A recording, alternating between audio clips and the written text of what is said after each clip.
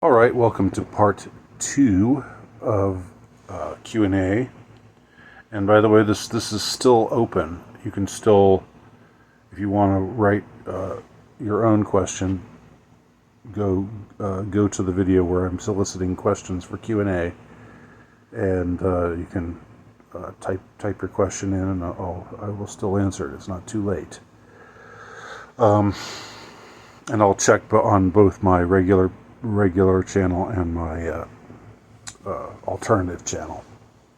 All right, next question is from Mikey Litchfield. He asked, do you have any thoughts on the Kalergi plan? Kalergi plan, is that how you say it? By which I mean, do you think Coudenhove Kalergi was the intellectual force behind white replacement in America and Europe that many people think he was? I am out of my depth with. I've heard of the Kalergi plan before, only in print. I haven't heard it said, so I don't know how to pronounce it, as you can see. But I'm not. I don't know enough about the situation to have an opinion about whether he was the driving force behind white replacement. I mean, whoever was the driving force, it's certainly been on the agenda for our elites. I don't think there's any question about that. Second and last question: do you follow European politics? Not really that much. I don't even follow American politics that much. I try to stay out of politics. Politics kind of gives me heartburn. But anyway, do I have any opinions on UK Reform Party Nigel Farage? Possibly a good start for Britain, or just controlled opposition? See, this gets back to talking about. We were talking about Trump, but somebody asked me about the Trumpenstein theory, which I talked about in the last Q&A, part 1 of the Q&A.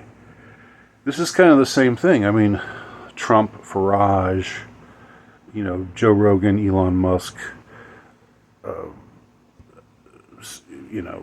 Marine Le Pen, any of the others who any of the the /R guys.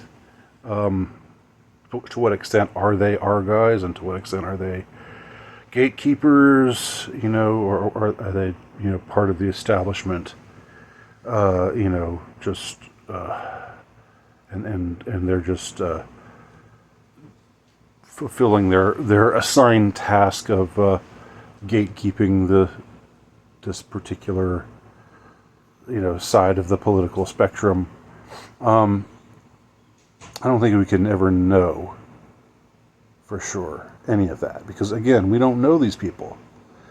But I would say that putting that aside, whether he's a gatekeeper or not, obviously Trump is the lesser of two evils.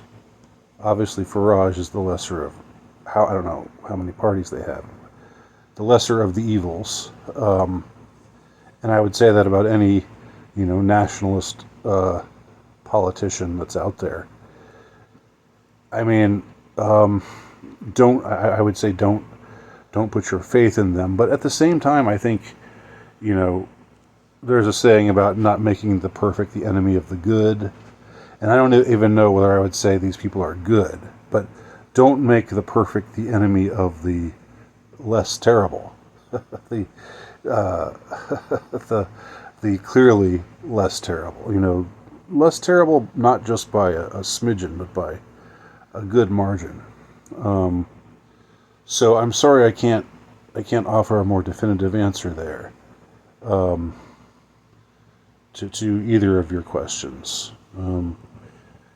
But I think we should take, if you are an anti-globalist, a nationalist, what have you, anti-deep statist, whatever you call yourself, you should take inspiration for, wherever you can find it, and with whatever victories there are. Regardless of how, like I think it's a good thing that Elon Musk took over Twitter and is generally insisting on freedom of speech there, as opposed to the way it was run before he took over.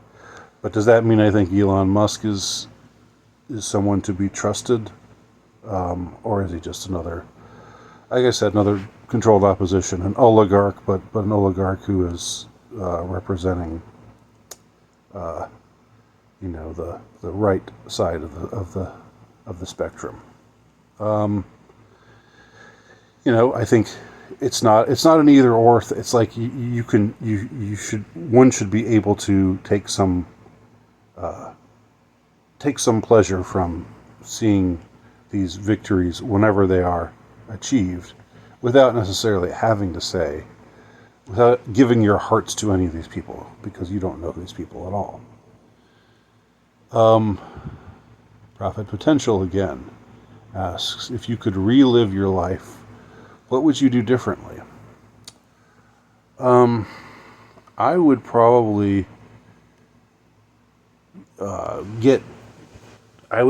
get involved. I would seek out a line of work that I thought I could do, that I wouldn't hate to do, but that would be practical, while I also worked on my writing. I think, I really, growing up, didn't really have much guidance, or much. I sort of just thought things would fall together for me, and I didn't think pragmatically enough. Maybe I would have not gone to college, even though that would have shocked everybody. That would have shocked my parents. I mean, that would have been a huge thing. Or maybe if I had gone to college, maybe I would have been something other than an English major, because while I love English, it's not a very practical major to take on unless you're planning to become an English teacher. And I did become an English teacher for a time, and some of that was okay, but it just wasn't a very practical choice. So I would be more pragmatic. That's the big thing that I would do differently. Yeah, and I would be bolder, I guess, in certain times.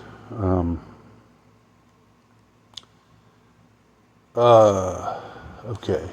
MJHMN says, I always appreciate your videos.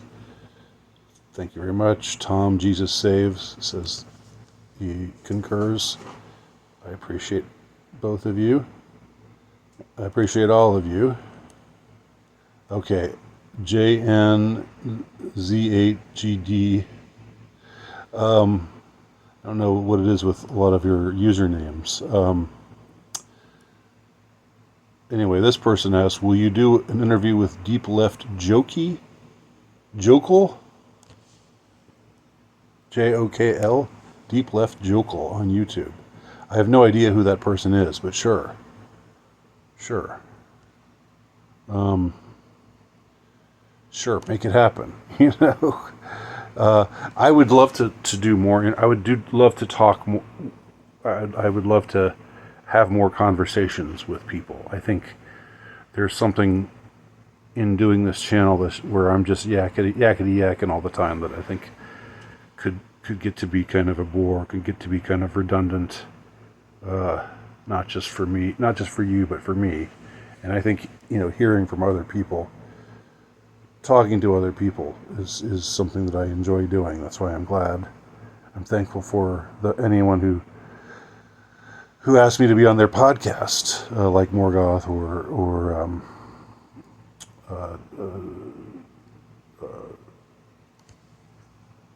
or Our Interesting Times, or MGTOW chats, or whomever, the others who've had me on, not just because it helps me publicize my work to other people, but also because I'm somebody who operates in solitude a lot of the time, and that's by choice.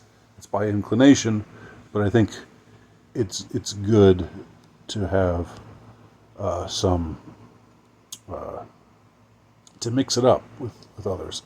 And I've been enjoying doing this podcast that I have going right now on my Substack page called Men Talking, which I'm doing with Devout Agnostic. I hope that some of y'all are tuning into that and are getting something out of it. And if you haven't heard of it, go to my Substack page and check it out and see what you think.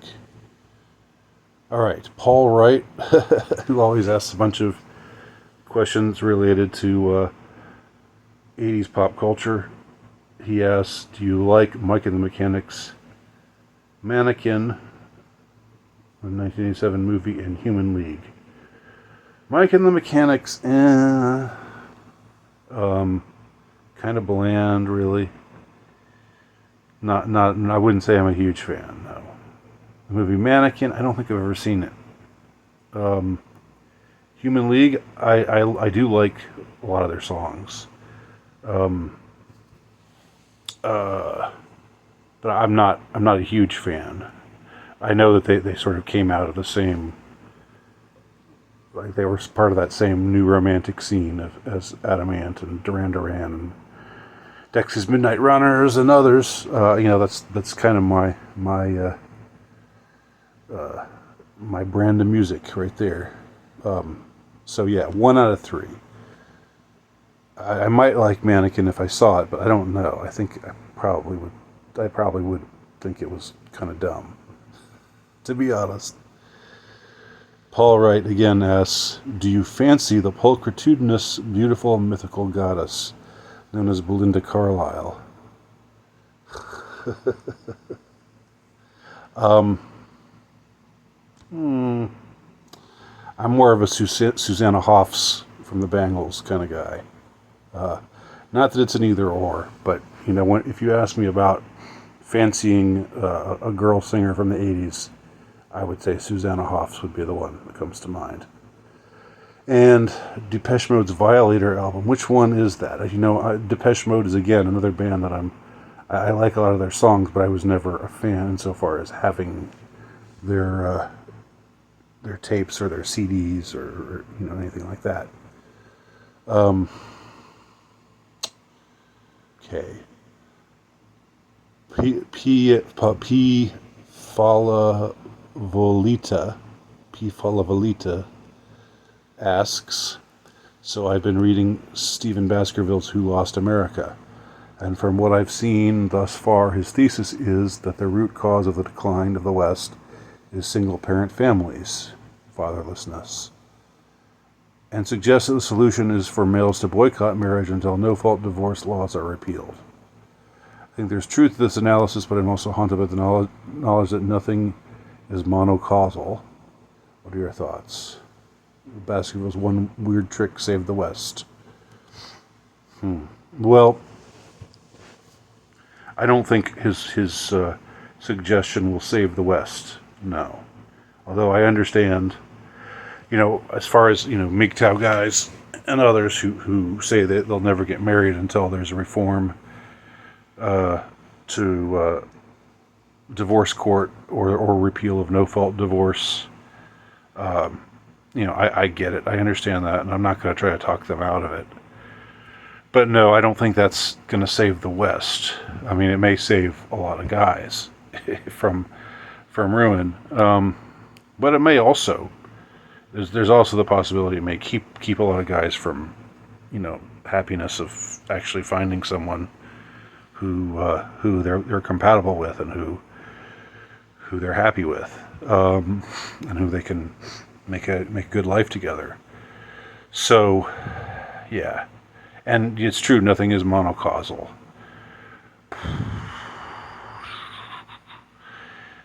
Yeah, it was interesting to me when I saw that the statistics about families, and I'm going to see if I can remember this. I think I talk about this in some prior video, but it's not fresh on my mind right now. But you would think that people like there's fewer people having larger families now than there used to be. Like 50 years ago or 70 years ago. But in fact, the number of people with large families has stayed pretty steady. What has risen is the number of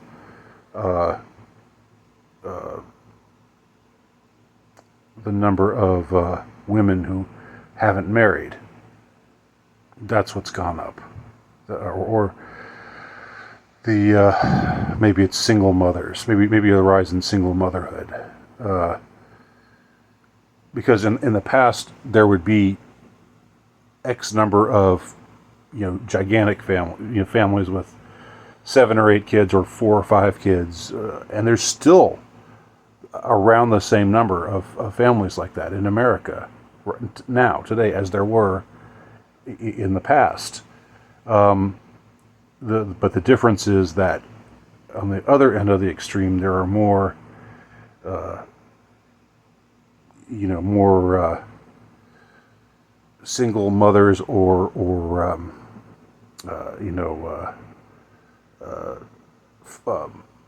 childless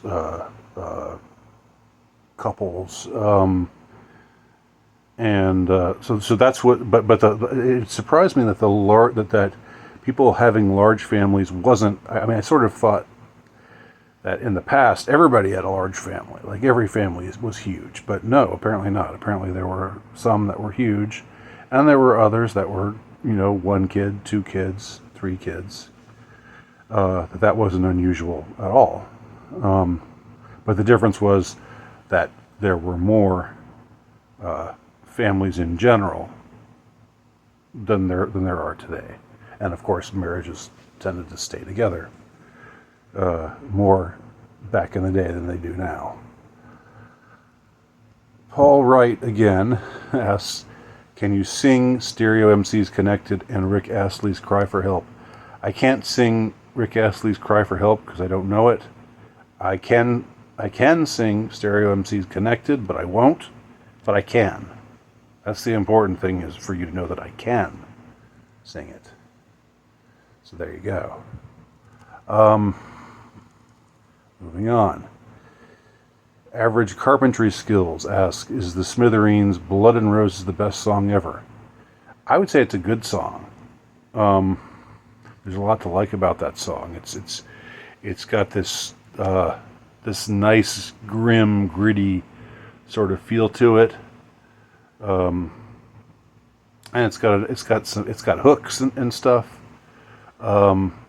It seems to be communicating something that's powerful and tragic. I want your love, but it comes out wrong. I want to live, but I don't belong. Yeah, it's kind of a powerful song. I wouldn't say it's the best ever, but yeah, it's a good song. All right. Okay, I'll do 2 more. Justin Fisher asks, his first question is, do you attend the traditional Latin Mass? The answer is no. I'm a Novus Ordo attendee. Now, I'm a fan of the traditional Latin Mass, the TLM, the Tridentine Mass, and I think it's beautiful. I think it's fantastic, and I love it, and I love the also the Eastern Orthodox or the Eastern, not necessarily Orthodox, because there are some Eastern Rite churches that are in communion with Rome, but I like those those kinds of Eastern masses with the chanting and so forth. I'm very very drawn to that style of liturgy, much more than to the Novus Ordo. But I would also say, and here's where my comments might get controversial with some traditionalists. First of all, I would say the Novus Ordo is valid. I don't think if you attend a Novus Ordo parish that that God's grace has been removed, and the blood and the transubstantiation doesn't truly happen there, which is I know the way that some traditionalists believe. I don't think that's the case. I would also say that a lot of traditionalists, I think, have a skewed notion of the the Novus Ordo. Like they know the worst of the Novus Ordo, the worst kind of abuses that you can find in the Novus Ordo, and they think that's just the norm across the board. Whereas the church that I attend there's a couple Catholic churches in the area. Sometimes I go to the cathedral downtown, and sometimes I go to the parish where my kids went to school. And both, I would say that,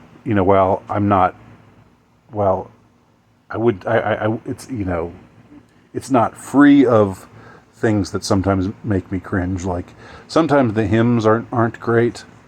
I'm very much a traditionalist when it comes to hymns. I want it to be formal. I want it to be, to feel reverent. But I would say most of the time, especially when I go to the cathedral, these Novus Ordo masses are solid, insofar as they're not cheesy, they're not